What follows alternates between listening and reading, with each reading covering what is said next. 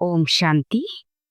ಇಂದಿನ ಮುರಳಿಯ ದಿನಾಂಕ 20/6/2025. ಪ್ರಾಪ್ತ ಮುರಳಿ ಓಂ ಶಾಂತಿ ಬಾಪ್ತಾದ ಮಧುಬಣ. ಮಧುರ ಮಕ್ಕಳೇ, ತಂದೆಯ ಪ್ರೀತಿಯನ್ನು ಪಡೆಯಬೇಕೆಂದರೆ ಆತ್ಮಾಭಿಮಾನಿಯಾಗಿ ಕುಳಿತುಕೊಳ್ಳಿ. ತಂದೆಯಿಂದ ನಾವು ಸ್ವರ್ಗದ ಆಸ್ತಿಯನ್ನು ತೆಗೆದುಕೊಳ್ಳುತ್ತಿದ್ದೇವೆಂಬ ಖುಷಿಯಲ್ಲಿರಿ. ಪ್ರಶ್ನೆ: ಸಂಗಮ ಯುಗದಲ್ಲಿ ನೀವು ಬ್ರಾಹ್ಮಣರಿಂದ ಪರಿಷ್ಠೆಗಳಾಗಲು ಯಾವ ಗುಪ್ತ ಪರಿಶ್ರಮ ಪಡುತ್ತೀರಿ? ಉತ್ತರ: ನೀವು ಬ್ರಾಹ್ಮಣರಿಗೆ ಪವಿತ್ರ ಆಗುವ ಗುಪ್ತ ಪರಿಶ್ರಮವನ್ನು ಪಡೆಯಬೇಕಾಗುತ್ತದೆ. ನೀವು ಮಕ್ಕಳು ಸಂಗಮಯುಗದಲ್ಲಿ ಸಹೋದರಾಗಿದ್ದೀರಿ. ಸಹೋದರ ಸಹೋದರಿಯರ ನಡುವೆ ಕೆಟ್ಟ ದೃಷ್ಟಿ ಇರಲು ಸಾಧ್ಯವಿಲ್ಲ. ಸ್ತ್ರೀ ಪುರುಷರು ಜೊತೆಯಲ್ಲಿರುತ್ತಾ ಇಬ್ಬರು ತಮ್ಮನ್ನು ಬ್ರಹ್ಮ ಕುಮಾರಿಯರೆಂದು ಸ್ಮೃತಿಯಲ್ಲಿರುತ್ತವೆ. ಈ ಸ್ಮೃತಿಯಿಂದ ಯಾವಾಗ ಸಂಪೂರ್ಣ ಪವಿತ್ರ ಆಗುವಿರೋ ಆಗ ಪರಿಸ್ಥಿತಿಗಳಾಗುವಿರಿ. ಓಂ ಶಾಂತಿ. ಮಧುರಾತಿ ಮಧುರ ಮಕ್ಕಳೇ, ತಮ್ಮನ್ನು ಆತ್ಮವೆಂದು ತಿಳಿದು ಇಲ್ಲಿ ಕುಳಿತುಕೊಳ್ಳಿ. ಈ ರಹಸ್ಯವನ್ನು ನೀವು ಮಕ್ಕಳು ಸಹ ತಿಳಿದುಕೊಳ್ಳಬೇಕಾಗಿದೆ. ಆತ್ಮಾಭಿಮಾನಿಯಾಗಿ ಕುಳಿತುಕೊಳ್ಳುತ್ತೀರೆಂದರೆ ತಂದೆಯ ಜೊತೆ ಪ್ರೀತಿ ಇರುವುದು. ತಂದೆಯು ನಮಗೆ ರಾಜಯೋಗವನ್ನು ಕಲಿಸುತ್ತಾರೆ. ಅವರಿಂದ ನಾವು ಸ್ವರ್ಗದ ಆಸ್ತಿಯನ್ನು ತೆಗೆದುಕೊಳ್ಳುತ್ತೇವೆ. ಇಡೀ ದಿನ ಈ ನೆನಪು ಬುದ್ಧಿಯಲ್ಲಿರಲಿ. ಇದರಲ್ಲೇ ಪರಿಶ್ರಮವಿದೆ. ಇದನ್ನು ಮತ್ತೆ ಮತ್ತೆ ಮರೆತು ಹೋಗುವ ಕಾರಣ ಖುಷಿಯು ಸಹ ಇಳಿದು ಹೋಗುತ್ತದೆ. ತಂದೆಯು ಎಚ್ಚರಿಕೆ ಕೊಡುತ್ತಾರೆ, ಮಕ್ಕಳೇ, ದೇಹಿ ಅಭಿಮಾನಿಯಾಗಿ ಕುಳಿತುಕೊಳ್ಳಿ. ತಮ್ಮನ್ನು ಆತ್ಮನೆಂದು ತಿಳಿಯಿರಿ. ಈಗ ಆತ್ಮಗಳು ಮತ್ತು ಪರಮಾತ್ಮನ ಮೇಳವಾಗಿದೆ ಅಲ್ಲವೇ? ಹಿಂದೆಯೂ ಮೇಳವಾಗಿತ್ತು. ಯಾವಾಗ ಆಗಿತ್ತು? ಅವಶ್ಯವಾಗಿ ಕಲಿಯುಗದ ಅಂತ್ಯ ಮತ್ತು ಸತ್ಯಯುಗದ ಆದಿಯು ಸಂಗಮಯುಗದಲ್ಲಿ ಆಗಿರಬೇಕು. ಇಂದು ಮಕ್ಕಳಿಗೆ ಒಂದು ವಿಷಯದ ಮೇಲೆ ತಿಳಿಸಿಕೊಡುತ್ತೇನೆ. ಶ್ರೇಷ್ಠಾತಿ ಶ್ರೇಷ್ಠನು ಭಗವಂತನಾಗಿದ್ದಾರೆ. ಮತ್ತೆ ಕೆಳಗೆ ಬಂದಾಗ ಬ್ರಹ್ಮ, ವಿಷ್ಣು, ಶಂಕರ, ತಂದೆ ಮತ್ತು ದೇವತೆಗಳು, ಶಿವ ಮತ್ತು ತ್ರಿಮೂರ್ತಿಗಳ ನಡುವೆ ಸಂಬಂಧವೇನೆಂದು ಮನುಷ್ಯರಿಗೆ ತಿಳಿದಿಲ್ಲ. ಯಾರಿಗೂ ಅವರ ಜೀವನ ಕಥೆಯು ತಿಳಿದಿಲ್ಲ. ತ್ರಿಮೂರ್ತಿಗಳ ಚಿತ್ರವು ಹೆಸರುವಾಸಿಯಾಗಿದೆ. ಈ ಮೂವರು ದೇವತೆಗಳಿಗಿದ್ದಾರೆ. ಕೇವಲ ಮೂವರಷ್ಟೇ ಧರ್ಮವಿರುತ್ತದೆ. ದೇವತಾ ಧರ್ಮವಂತೂ ದೊಡ್ಡದಾಗಿರುತ್ತದೆ. ಇವರು ಸೂಕ್ಷ್ಮವತನವಾಸಿಗಳು. ಅವರಿಗಿಂತಲೂ ಮೇಲೆ ಶಿವತಂದೆ ಇದ್ದಾರೆ. ಬ್ರಹ್ಮ ಮತ್ತು ವಿಷ್ಣು ಮುಖ್ಯವಾಗಿದ್ದಾರೆ. ಅಂದಾಗ ಈಗ ತಂದೆಯು ತಿಳಿಸುತ್ತಾರೆ, ಬ್ರಹ್ಮ ಸೋ ವಿಷ್ಣು, ವಿಷ್ಣು ಸೋ ಬ್ರಹ್ಮ ಹೇಗಾಗುತ್ತಾರೆ ಎಂಬ ವಿಷಯವನ್ನು ನೀವು ಕೊಡಬೇಕಾಗಿದೆ. ಹೇಗೆ ನಾವು ಶೂದ್ರರಿಂದ ಬ್ರಾಹ್ಮಣರು, ಬ್ರಾಹ್ಮಣರಿಂದ ದೇವತೆಗಳೆಂದು ನೀವು ಹೇಳುತ್ತೀರೋ, ಹಾಗೆ ಇವರು ಸಹ ಬ್ರಾಹ್ಮಣರಿಂದ ವಿಷ್ಣು, ವಿಷ್ಣುವಿನಿಂದ ಬ್ರಹ್ಮ. ಇದಕ್ಕೆ ಅವರು ಆತ್ಮವೇ ಪರಮಾತ್ಮ, ಪರಮಾತ್ಮನೇ ಆತ್ಮ ಎಂದು ಹೇಳಿಬಿಡುತ್ತಾರೆ. ಇದು ತಪ್ಪಾಗಿದೆ. ಇದು ಸಾಧ್ಯವೇ ಇಲ್ಲ. ಆದ್ದರಿಂದ ಈ ವಿಷಯದ ಮೇಲೆ ಬಹಳ ಚೆನ್ನಾಗಿ ತಿಳಿಸಿಕೊಡಬೇಕಾಗಿದೆ. ಪರಮಾತ್ಮನು ಕೃಷ್ಣನು ತನುವಿನಲ್ಲಿ ಬಂದಿದ್ದಾರೆಂದು ಕೆಲವರು ಹೇಳುತ್ತಾರೆ. ಕೃಷ್ಣನಲ್ಲಿ ಒಂದು ವೇಳೆ ಬಂದಿದ್ದರೆ ಬ್ರಹ್ಮನ ಪಾತ್ರವೇ ಅಲ್ಲೇ ಸಮಾಪ್ತಿಯಾಗಿಬಿಡುತ್ತದೆ. ಕೃಷ್ಣನಂತೂ ಸತ್ಯಯುಗದ ಮೊದಲ ರಾಜಕುಮಾರನಾಗಿದ್ದಾನೆ. ಮುಂದೆಯೂ ತಂದೆಯು ಬಂದು ಪತಿತರನ್ನು ಪವನ ಮಾಡಲು ಅಲ್ಲೇನು ಪತಿತರಿರುವನೇನು? ಇದು ಸಂಪೂರ್ಣ ತಪ್ಪಾಗಿದೆ. ಈ ಮಾತುಗಳನ್ನು ಸಹ ಮಹಾರಥಿ ಸೇವಾಧಾರಿ ಮಕ್ಕಳೇ ಅರಿತುಕೊಳ್ಳುತ್ತಾರೆ. ಮತ್ತಾರ ಬುದ್ಧಿಯಲ್ಲಿಯೂ ಕುಳಿತುಕೊಳ್ಳುವುದಿಲ್ಲ. ಈ ವಿಷಯವು ಬಹಳ ಫಸ್ಟ್ ಕ್ಲಾಸ್ ಆಗಿದೆ. ಬ್ರಹ್ಮನಿಂದ ವಿಷ್ಣು, ವಿಷ್ಣುವಿನಿಂದ ಬ್ರಹ್ಮ ಹೇಗಾಗುತ್ತದೆ? ಅದರ ಜೀವನ ಕಥೆಯನ್ನು ತಿಳಿಸುತ್ತೇವೆ. ಏಕೆಂದರೆ ಇವರ ನಡುವೆ ಸಂಬಂಧವಿದೆ. ನೀವು ಈ ವಿಷಯದಿಂದಲೇ ಆರಂಭಿಸಬೇಕಾಗಿದೆ. 1 ಸೆಕೆಂಡ್ನಿಂದ ಬ್ರಹ್ಮನಿಂದ ವಿಷ್ಣು ಆಗುವರು, ಆದರೆ ವಿಷ್ಣುವಿನಿಂದ ಬ್ರಹ್ಮನಾಗುವುದಲ್ಲಿ 84 ಜನ್ಮಗಳು ನಡೆಸುತ್ತವೆ. ಇವು ಬಹಳ ತಿಳಿದುಕೊಳ್ಳುವ ಮಾತುಗಳಾಗಿವೆ. ನೀವೀಗ ಬ್ರಾಹ್ಮಣ ಕುಲದವರಾಗಿದ್ದೀರಿ. ಪ್ರಜಾಪಿತ ಬ್ರಾಹ್ಮಣ ಕುಲವು ಎಲ್ಲಿ ಬಂದಿತು? ಪ್ರಜಾಪಿತ ಬ್ರಹ್ಮನಿಂದ ಹೊಸ ಪ್ರಪಂಚವಾಗಬೇಕಲ್ಲವೇ? ಸತ್ಯಯುಗವು ಹೊಸ ಪ್ರಪಂಚವಾಯಿತು. ಅಲ್ಲಿ ಪ್ರಜಾಪಿತ ಬ್ರಹ್ಮನಿರುವುದಿಲ್ಲ. ಮತ್ತೆ ಕಲಿಯುಗದಲ್ಲಿಯೂ ಇರುವುದಿಲ್ಲ. ಅವರು ಸಂಗಮಯುಗದಲ್ಲಿ ಇರುತ್ತಾರೆ. ನೀವೀಗ ಸಂಗಮಯುಗದಲ್ಲಿದ್ದೀರಿ. ನೀವು ಶೂದ್ರರಿಂದ ಬ್ರಾಹ್ಮಣರಾಗಿದ್ದೀರಿ. ತಂದೆಯು ಬ್ರಾಹ್ಮಣರನ್ನು ದತ್ತು ಮಾಡಿಕೊಳ್ಳುತ್ತಾರೆ. ಶಿವತಂದೆಯು ಇವರನ್ನು ಹೇಗೆ ರಚಿಸಿದರೆಂಬುದನ್ನು ಯಾರೂ ತಿಳಿದುಕೊಂಡಿಲ್ಲ. ತ್ರಿಮೂರ್ತಿಯಲ್ಲಿ ರಚಯಿತ ಶಿವನ ಚಿತ್ರವೇ ಇಲ್ಲ. ಅಂದ ಮೇಲೆ ಸರ್ವಶ್ರೇಷ್ಠ ಭಗವಂತನಾಗಿದ್ದಾರೆ, ಉಳಿದೆಲ್ಲವೂ ಅವರ ರಚನೆಯಾಗಿದ್ದಾರೆ ಎಂಬುದನ್ನು ಹೇಗೆ ತಿಳಿಯುತ್ತದೆ? ಇದು ಬ್ರಾಹ್ಮಣ ಸಂಪ್ರದಾಯವಾಗಿದೆ. ಅಂದಾಗ ಅವಶ್ಯವಾಗಿ ಪ್ರಜಾಪಿತನೂ ಬೇಕು. ಅವರು ಕಲಿಯುಗದಲ್ಲಿದ್ದರು ಅವರು ಕಲಿಯುಗದಲ್ಲಿದ್ದರೂ ಸಾಧ್ಯವಿಲ್ಲ, ಸತ್ಯುಗದಲ್ಲಿದ್ದರೂ ಇರುವುದಿಲ್ಲ. ಬ್ರಾಹ್ಮಣ ದೇವಿ ದೇವತಾಯ ನಮ ಎಂದು ಗಾಯನ ಮಾಡಲಾಗುತ್ತದೆ. ಅಂದಾಗ ಬ್ರಾಹ್ಮಣರು ಎಲ್ಲಿರುವರು ಮತ್ತು ಪ್ರಜಾಪಿತ ಬ್ರಹ್ಮನು ಎಲ್ಲಿವರಾಗಿದ್ದಾರೆ? ಅವಶ್ಯವಾಗಿ ಸಂಗಮಯುಗದಂದೇ ಹೇಳಲಾಗುತ್ತದೆ. ಇದು ಪುರುಷೋತ್ತಮ ಸಂಗಮಯುಗವಾಗಿದೆ. ಈ ಸಂಗಮಯುಗದ ವರ್ಣವು ಯಾವುದೇ ಶಾಸ್ತ್ರಗಳಲ್ಲಿಲ್ಲ. ಕೌರವರು ಮತ್ತು ಪಾಂಡವರು ಸಂಗಮಯುಗದಲ್ಲಿ ಇದ್ದಾರೆ. ನೀವು ಪಾಂಡವರು ಕಲಿಯುಗದಲ್ಲಿ, ಕೌರವರು ಮತ್ತು ಪಾಂಡವರು ಸಂಗಮಯುಗದಲ್ಲಿದ್ದಾರೆ. ನೀವು ಪಾಂಡವರು ಸಂಗಮಯುಗದವರಾಗಿದ್ದೀರಿ ಮತ್ತು ಕೌರವರು ಕಲಿಯುಗದವರಾಗಿದ್ದಾರೆ.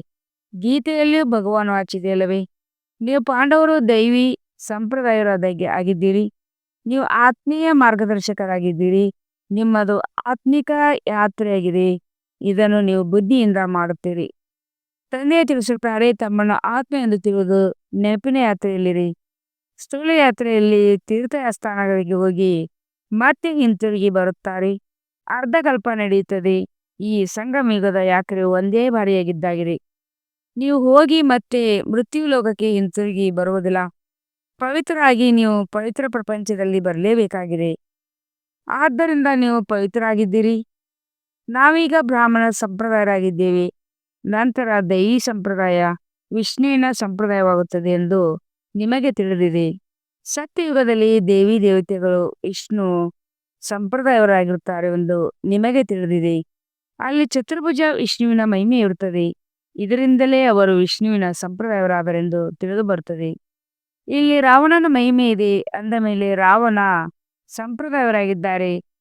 ಈ ವಿಷಯವನ್ನು ಕುರಿತು ತಿಳಿಸುವುದರಿಂದ ಮನುಷ್ಯರು ಆಶ್ಚರ್ಯಚಕಿತರಾಗುತ್ತಾರೆ. ನಾವೀಗ ದೇವತೆಗಳಾಗಲು ರಾಜಯೋಗನು ಕಲಿಯುತ್ತಿದ್ದೀರಿ. ಬ್ರಹ್ಮಾಮುಖ ವಂಶಾವಳಿಯ ಬ್ರಾಹ್ಮಣರು. ನೀವು ಶೂದ್ರರಿಂದ ದೇವತೆಗಳಾಗುತ್ತೀರಿ. ನಿಮ್ಮ ದೈವಿ ರಾಜ್ಯವು ಸಹ ಇಲ್ಲೇ ಇರುತ್ತದೆ. ದೈವಿ ರಾಜಧಾನಿಗೆ ವಿಷ್ಣುವಿನ ರಾಜಧಾನಿ ಎಂದು ಕರೆಯಲಾಗುತ್ತದೆ. ಬ್ರಾಹ್ಮಣರ ರಾಜಧಾನಿ ಎಂದು ಕರೆಯುವುದಿಲ್ಲ. ರಾಜ ವಂಶದಲ್ಲಿ ರಾಜ್ಯ ನಡೆಯುತ್ತದೆ. ವಿಷ್ಣುವಿನ ರಾಜವಂಶ ಬ್ರಹ್ಮಣ ವಂಶ ರಾಜವಂಶದಲ್ಲಿರುವುದಿಲ್ಲ. ರಾಜವಂಶದಿಂದ ರಾಜ್ಯಭಾರ ನಡೆಯುತ್ತದೆ. ಒಬ್ಬರ ನಂತರ ಮತ್ತೊಬ್ಬರು, ನಂತರ ಮೂರನೆಯವರು. ನಾವು ಬ್ರಾಹ್ಮಣ ಕುಲಭೂಷಣರಾಗಿದ್ದೀರಿ. ನಂತರ ದೇವತೆಗಳಾಗುತ್ತೇವೆ. ಬ್ರಾಹ್ಮಣರು ವಿಷ್ಣು ಕುಲದಲ್ಲಿ ಬರುತ್ತಾರೆ. ವಿಷ್ಣು ಕುಲದಿಂದ ಕ್ಷತ್ರಿಯ ಚಂದ್ರವಂಶದಲ್ಲಿ ಬರುತ್ತಾರೆ.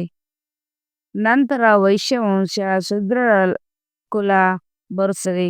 ಮತ್ತೆ ಬ್ರಾಹ್ಮಣರಿಂದ ದೇವತೆಗಳಾಗುತ್ತೇವೆ. ಅಂದಾಗ ಅರ್ಥ ಎಷ್ಟೊಂದು ಸ್ಪಷ್ಟವಾಗಿದೆ. ಚಿತ್ರದಲ್ಲಿ ಏನೇನೋ ತೋರಿಸಿದ್ದಾರೆ.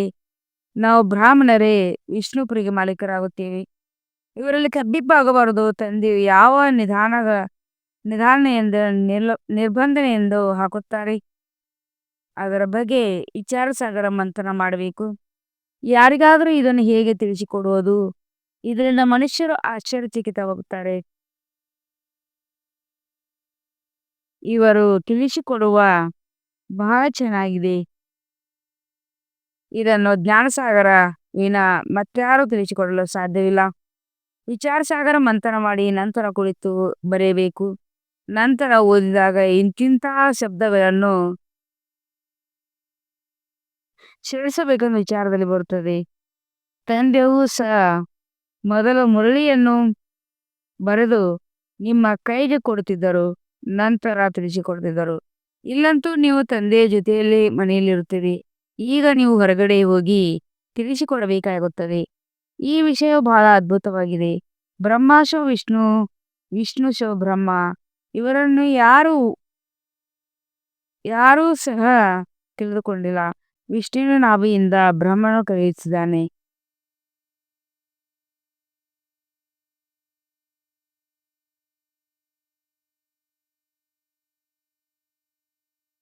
ನೀವು ತಂದೆಯ ಜೊತೆ ಮನೆಯಲ್ಲಿರುತ್ತೀರಿ. ಈಗ ನೀವು ಹೊರಗಡೆ ಹೋಗಿ ತಿಳಿಸಿಕೊಡ್ಬೇಕಾಗುತ್ತದೆ. ಈ ವಿಷಯವು ಬಹಳ ಅದ್ಭುತವಾಗಿದೆ. ಬ್ರಹ್ಮ, ವಿಷ್ಣು ಇವರನ್ನು ಯಾರೂ ಸಹ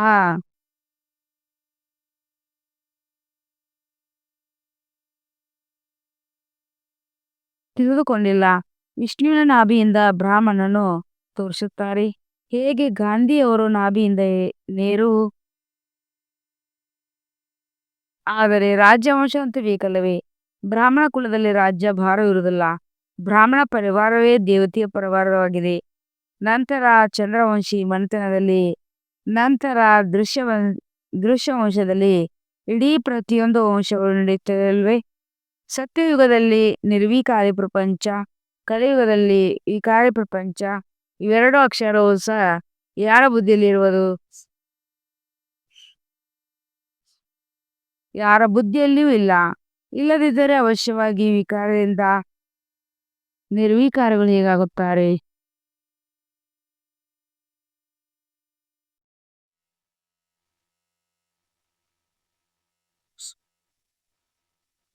ಎಂಬುದು ಬುದ್ಧಿಯಲ್ಲಿರಬೇಕಾಗುತ್ತದೆ. ಮನುಷ್ಯರು ನಿರ್ವಿಕಾರಗಳನ್ನು ತಿಳಿದಿಲ್ಲ, ವಿಕಾರಗಳನ್ನು ತಿಳಿದಿಲ್ಲ. ದೇವತೆಗಳಿಗೆ ನಿರ್ವಿಕಾರಗಳೆಂದು ಹೇಳಲಾಗುತ್ತದೆ. ಬ್ರಾಹ್ಮಣರು ನಿರ್ವಿಕಾರಗಳೆಂದು ಎಂದೂ ಸಹ ಹೇಳುವುದಿಲ್ಲ. ಹೊಸ ಪ್ರಪಂಚದಲ್ಲಿ ನಿರ್ವಿಕಾರಿಗಳು, ಹಳೆಯ ಪ್ರಪಂಚದಲ್ಲಿ ವಿಕಾರಿಗಳು. ಇದನ್ನು ಅವಶ್ಯವಾಗಿ ಸಂಗಮದಲ್ಲಿ ತೋರಿಸಬೇಕು.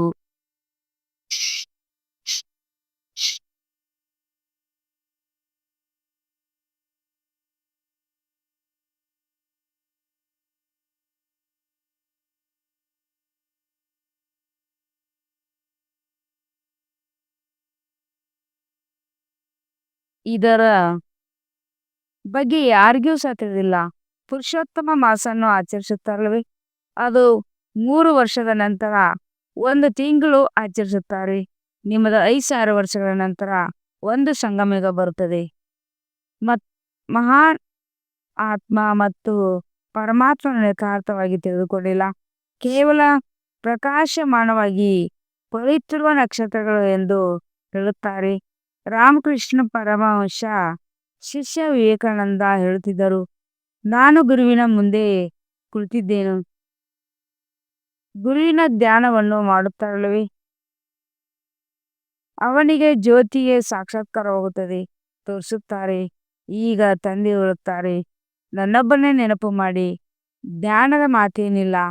ಗೆಲುವಿನ ನೆನಪು ಇಲ್ಲೇ ಇರುತ್ತದೆ. ಹೆಸರನ್ನು ಮಾಡುವ ಸಲುವಾಗಿ ಕುಳಿತುಕೊಳ್ಳುವುದರಿಂದ ನೆನಪು ಬರ್ತದೇನು? ಇವರು ಭಗವಂತನೆಂದು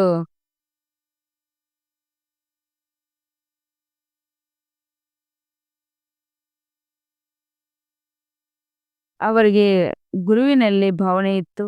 ಅವರ ಆತ್ಮವು ಹೊರಬಂದು ತನ್ನಲ್ಲಿ ಸೆಳೆದುಕೊಂಡಿತು, ಸೇರಿಕೊಂಡಿತು ಎಂಬುದನ್ನು ನೋಡಿದರು. ಅದರ ಆತ್ಮ ಎಲ್ಲಿ ಹೋಗಿ ಕುಳಿತುಕೊಂಡಿತು? ನಂತರ ಏನಾಯಿತು? ನಂತರ ಎಲ್ಲಿಯೂ ಸಹ ವರ್ಣನೆ ಇಲ್ಲ. ನೋಡಿದರು ಅವರ ನೃತ್ಯವು ಎಲ್ಲಿ ಹೋಗಿ ಕುಳಿತುಕೊಂಡಿತು? ನೃತ್ಯರ ಏನಾಯಿತು? ಎಲ್ಲಿಯೂ ಸಹ ವರ್ಣನೆ ಇಲ್ಲ. ಕೇವಲ ನನಗೆ ಭಗವಂತನ ಸಾಕ್ಷಾತ್ಕಾರವಾಗುತ್ತದೆ ಎಂದು ಖುಷಿಯಾಯಿತು. ಭಗವಂತನೇ ಯಾರಾಗಿದ್ದಾರೆ? ದುಃಖವನ್ನು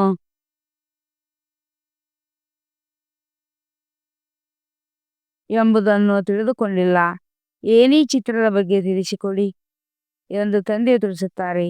ಇದು ಭಕ್ತಿ ಮಾರ್ಗದಾಗಿದೆ. ಒಂದು ಭಕ್ತಿಯು ದೋಣಿ, ಮತ್ತೊಂದು ಜ್ಞಾನದ ದೋಣಿ ಎಂಬುದು ನಿಮಗೆ ತಿಳಿದಿದೆ. ಜ್ಞಾನವೇ ಬೇರೆ, ಭಕ್ತಿಯೇ ಬೇರೆಯಾಗಿದೆ.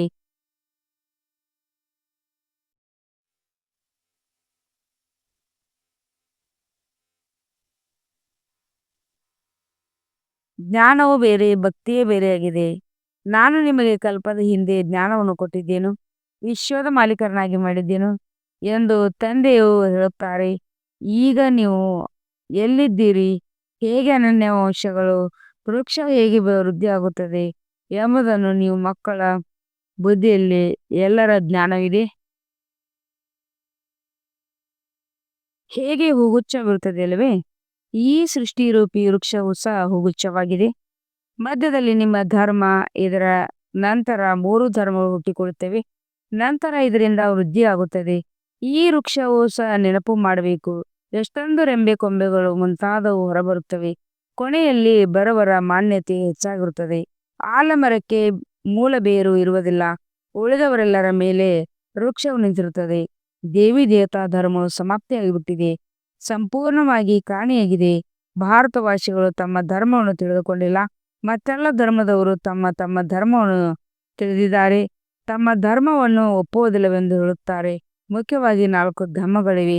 ಉಳಿದೆಲ್ಲವೂ ಚಿಕ್ಕ ಚಿಕ್ಕದಾದ ಅನೇಕ ಧರ್ಮಗಳಿವೆ. ಈ ವೃಕ್ಷ ಮತ್ತು ಸೃಷ್ಟಿಚಕ್ರವನ್ನು ಈಗ ನೀವು ತಿಳಿದುಕೊಂಡಿದ್ದೀರಿ. ದೇವಿ ದೇವತಾ ಧರ್ಮದ ಹೆಸರನ್ನು ಇಲ್ಲದಂತೆ ಮಾಡಲ್ಪಟ್ಟಿದ್ದಾರೆ.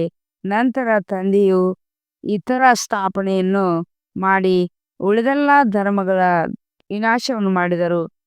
ಗೋಲ ಚಿತ್ರ ಬಳಿ ಅವಶ್ಯವಾಗಿ ಕರೆದುಕೊಂಡು ಹೋಗಿ. ಇದು ಒಂದು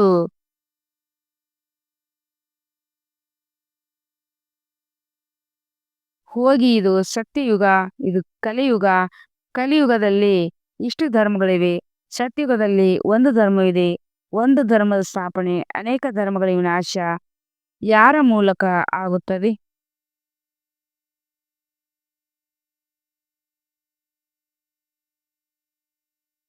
ಯಾರು ಮಾಡಿಸುತ್ತಾರೆ? ಭಗವಂತನೇ. ಅವಶ್ಯವಾಗಿ ಯಾರ ಮೂಲಕವಾದರೂ ಮಾಡಿಸುತ್ತಾರಲ್ಲವೇ? ಬ್ರಹ್ಮರವರ ಮೂಲಕ ಆದಿ ಸನಾತನ ದೇವಿ ದೇವತಾ ಧರ್ಮದ ಸ್ಥಾಪನೆಯನ್ನು ಮಾಡಿಸುತ್ತಾರೆಂದು ತಂದೆ ಹೇಳುತ್ತಾರೆ. ಬ್ರಾಹ್ಮಣರಿಂದ ವಿಷ್ಣುಪ್ರಿಯ ದೇವತೆಗಳಾಗುತ್ತೀರಿ. ಸಂಗಮೇಘದಲ್ಲಿ ಬ್ರಾಹ್ಮಣರು ಪವಿತ್ರರಾಗುವ ಗುಪ್ತ ಪರಿಶ್ರಮವನ್ನು ಪಡಬೇಕಾಗುತ್ತದೆ. ನೀವು ಬ್ರಾಹ್ಮಣ ಮಕ್ಕಳು ಸಂಗಮದಲ್ಲಿ ಸಹೋದರ ಸಹೋದರಿಯಾಗಿದ್ದೀರಿ. ಸಹೋದರ ಸಹೋದರಲ್ಲಿ ಕೆಟ್ಟ ದೃಷ್ಟಿ ಇರಲು ಸಾಧ್ಯವಿಲ್ಲ. ಸ್ತ್ರೀ ಪುರುಷರು ತಮ್ಮನ್ನು ಬೀಕೆ ಎಂದು ತಿಳಿದುಕೊಳ್ಳುತ್ತಾರೆ. ಇದರಲ್ಲಿ ಬಹಳ ಪರಿಶ್ರಮವಿದೆ. ಸ್ತ್ರೀ ಪುರುಷರಲ್ಲಿ ಎಷ್ಟೊಂದು ಷರತ್ತಿರುತ್ತದೆ. ಪರಸ್ಪರದಲ್ಲಿ ಸ್ಪರ್ಶ ಮಾಡದೆ ಇರಲು ಸಾಧ್ಯವಿಲ್ಲ. ಇಲ್ಲಿ ಸಹೋದರ ಸಹೋದರಿಯರು ಸ್ಪರ್ಶ ಮಾಡಬಾರದು. ಇಲ್ಲವೆಂದರೆ ಪಾಪದ ಅನುಭವವಾಗುತ್ತದೆ. ನಾವು ಬೀಕೆಯಾಗಿದ್ದೇವೆ ಎಂಬುದನ್ನು ಮರೆತು ಹೋಗುತ್ತೇವೆಂದರೆ ನಾಶವಾಗಿ ಬಿಡುತ್ತಾರೆ. ಇದರಲ್ಲಿ ಬಹಳ ಗುಪ್ತ ಪರಿಶ್ರಮ ಇದೆ. ಬಲೆ ಪತಿ ಪತ್ನಿಯರು ಅವರು ಹೇಗಿರುತ್ತಾರೆಂಬುದನ್ನು ಯಾರಿಗೆ ಗೊತ್ತು? ಅವರಿಗೆ ಗೊತ್ತು. ನಾವು ಬೀಕೆಯಾಗಿದ್ದೇವೆ, ಪರಿಸ್ಥಿತಿಗಳಾಗಿದ್ದೇವೆ. ಪರಸ್ಪರ ಸ್ಪರ್ಶಿಸಬಾರದು. ಈ ರೀತಿ ಮಾಡುತ್ತಾ ಮಾಡುತ್ತಾ ಸೂಕ್ಷ್ಮವತನವಾಸಿ ಪರಿಸ್ಥಿತಿಗಳಾಗಿಬಿಡುತ್ತಾರೆ. ಇಲ್ಲವೆಂದರೆ ಪರಿಸ್ಥಿತಿಗಳಾಗಲು ಹೇಗೆ ಸಾಧ್ಯ? ಪರಿಸ್ಥಿತಿಗಳಾಗಬೇಕೆಂದರೆ ಪವಿತ್ರರಾಗಿರಬೇಕು.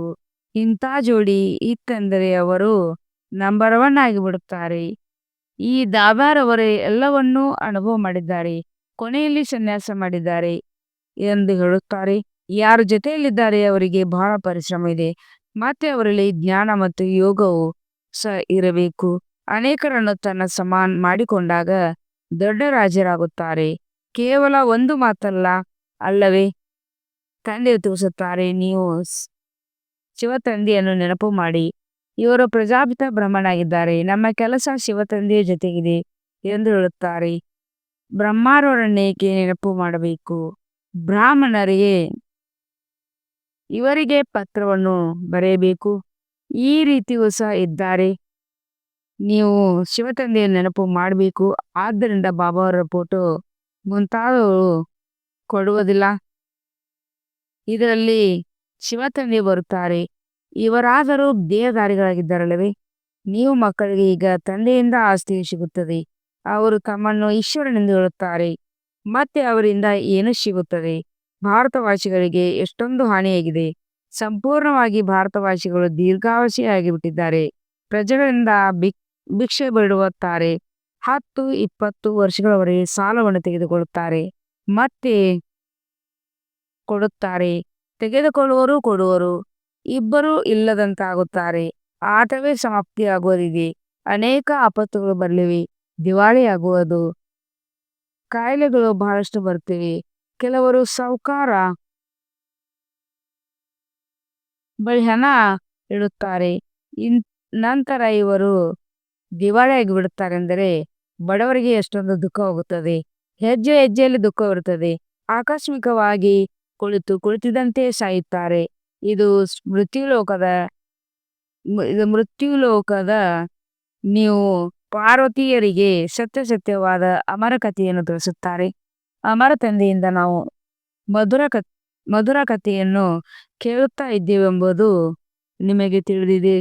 ಈಗ ನಾವು ಅಮರಲೋಕಕ್ಕೆ ಹೋಗಬೇಕಾಗಿದೆ. ಈ ಸಮಯದಲ್ಲಿ ನೀವು ಸಂಗಮದಲ್ಲಿದ್ದೀರಿ, ಒಳ್ಳೆಯದು. ಮಧುರಾತಿ ಮಧುರ ಅಗಲಿ ಹೋಗಿ ಮರಳಿ ಸಿಕ್ಕಿರುವ ಮಕ್ಕಳ ಪ್ರತಿ ಬಾಪ್ತದರ ನೆನಪು, ಪ್ರೀತಿ ಹಾಗೂ ಸುಪ್ರಭಾತ. ಆತ್ಮೀಯ ಮಕ್ಕಳಿಗೆ ಆತ್ಮಿಕ ತಂದೆಯ ನಮಸ್ತೆ. ಧಾರಣೆಗಾಗಿ ಮುಖ್ಯ ಸಾರ 1ನೇ ಪಾಯಿಂಟ್. ವಿಚಾರ ಸಾಗರ ಮಂಥನ ಮಾಡಿ ಬ್ರಹ್ಮನಿಂದ ವಿಷ್ಣು ಹೇಗಾಗುತ್ತಾರೆ, ಈ ವಿಷಯದ ಬಗ್ಗೆ ತಿಳಿಸಿಕೊಡಬೇಕು. ಬುದ್ಧಿಯನ್ನು ಜ್ಞಾನದ ಮಂಥನದಲ್ಲಿ ಬೀಜವಾಗಿಟ್ಟುಕೊಳ್ಳಬೇಕು. 2ನೇ ಪಾಯಿಂಟ್. ರಾಜ್ಯ ಪದವಿಯನ್ನು ಪ್ರಾಪ್ತಿ ಮಾಡಿಕೊಳ್ಳಲು ಜ್ಞಾನ ಮತ್ತು ಯೋಗದ ಜೊತೆಗೆ ತನ್ನ ಸಮಾನ ಮಾಡಿಕೊಳ್ಳುವ ಸೇವೆಯನ್ನು ಸಹ ಮಾಡಬೇಕು. ತನ್ನ ದೃಷ್ಟಿಯನ್ನು ಬಹಳ ಶುದ್ಧವಾಗಿಡಬೇಕು. ವರದಾನ. ಸರ್ವ ಸಂಬಂಧಗಳ ಅನುಭವ ಒಬ್ಬ ತಂದೆಯ ಜೊತೆ ಮಾಡುವಂತ ಅತ ಮತ್ತು ವಿಘ್ನ ವಿನಾಶಕ ಭವ. ಯಾವ ಮಕ್ಕಳು ಸರ್ವ ಸಂಬಂಧ ಒಬ್ಬ ತಂದೆಯ ಜೊತೆ ಇದೆ, ಅವರಿಗೆ ಬೇರೆ ಏನೆಲ್ಲ ಸಂಬಂಧಗಳು ಮಿತ್ರರಾಗಿದ್ದಾರೆ ಅನುಭವ ಆಗುವುದು. ಯಾರು ಮಾಡೋದಿಲ್ಲ ಹತಕ್ಕಾಗಿರುತ್ತಾರೆ. ತಂದೆ ಮತ್ತು ಸೇವೆ ಇದೇ ಲಗನಲ್ಲಿ ಮಗ್ನರಾಗಿರುತ್ತಾರೆ. ವಿಘ್ನಗಳ ಕಾರಣ ನಿಲ್ಲುವ ಬದಲು ಸದಾ ವಿಘ್ನ ವಿನಾಶಕರಾಗುತ್ತಾರೆ. ಸರ್ವ ಸಂಬಂಧಿಗಳ ಅನುಭೂತಿ ಒಬ್ಬ ತಂದೆಯ ಜೊತೆ ಇರುವ ಕಾರಣ ಡಬಲ್ ಲೈಟ್ ಆಗಿರುತ್ತಾರೆ. ಯಾವುದೇ ಹೊರೆ ಇಲ್ಲ. ಸರ್ವ ದೂರಗಳು ಸಮಾಪ್ತಿಯಾಗಿಬಿಡುತ್ತದೆ.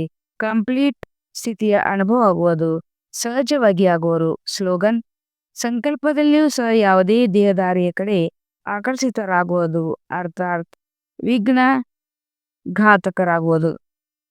ಅಗತ್ಯ ಸೂಚನೆಗಳು. ಆರ್ಥಿಕ ಸ್ಥಿತಿಯಿರುವಂತಹ ಅಭ್ಯಾಸ ಮಾಡಿ ಅಂತರ್ಮುಖಿಯಾಗಿ. ಹೇಗೆ ಆಂತರಿಕ ಯಜ್ಞಗಳ ಮೇಲೆ ಇರುವ ಕಾರಣ ಇಡೀ ಪೃಥ್ವಿಯ ಎಲ್ಲ ಚಿತ್ರಗಳನ್ನು ತೆಗೆಯಬೇಕು ಎಂದು ತೆಗೆಯಬಹುದು. ಆದರೆ ರೀತಿ ಲೈಸೆನ್ಸ್ ನ ಶಕ್ತಿಯಿಂದ ಅಂತರ್ಮುಖ ಯಾನದಿಂದ ಮನಸಾಶಕ್ತಿಗಳ ಮೂಲಕ ಯಾವುದೇ ಆತ್ಮನನ್ನು ಚರಿತ್ರವಂತನಾಗಿ ಶ್ರೇಷ್ಠ ಭಾಗ್ಯವಂತನಾಗಿ ಪ್ರೇರಣೆ ಕೊಡಬಹುದು. ಓಂ ಶಾಂತಿ.